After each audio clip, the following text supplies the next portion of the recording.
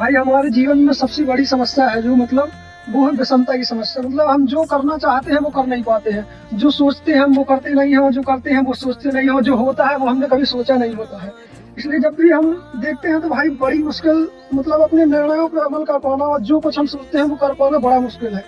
इसी पर जयशंकर प्रसाद है, उनकी एक रचना है कामायनी, उसमें वो लिखते हैं, मतलब वो यही विषमता की चीज पे लिखते हैं कि मानव की जितनी समस्याएं है ना, उनका सबसे बड़ा कारण है उनका कि मतलब गलत निर्णय करना या निर्णय न कर पाना।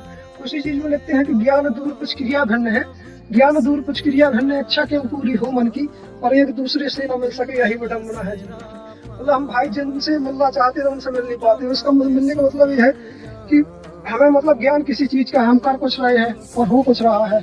उसी चीज में विषमता जब जन्म लेती ना, तो फिर आदमी का मतलब कोई कितनी भी बड़ी पोस्ट में चला जाए, कुछ भी करता हो, अगर उसके विचार उसके काम से नहीं मिलते हैं, वो काम कोई भी काम अगर जबरदस्ती कर रहा है तो भाई उसके जीवन में आनंद नहीं रहेगा।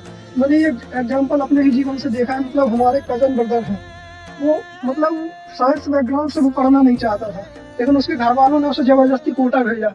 वो मतलब एक दिन कहानी बता रहा था, मुझे कहता था कि भाई मेरे घर वालों ने जबरदस्ती भेजा, मैं कोटा चला गया, वहाँ मेरा मन नहीं लगा। जब मन नहीं लगा तो भाई वो उसके बाद पास भी नहीं हुआ उसमें, और उसके बाद वो उसमें ह्यूमैनिटीज भी आ गया। मतलब उसका मन लगता था कि इतिहास पढ़ना है, भूगोल पढ़ना है, लेकिन घर वालों ने जबरदस्ती और कुछ कराया।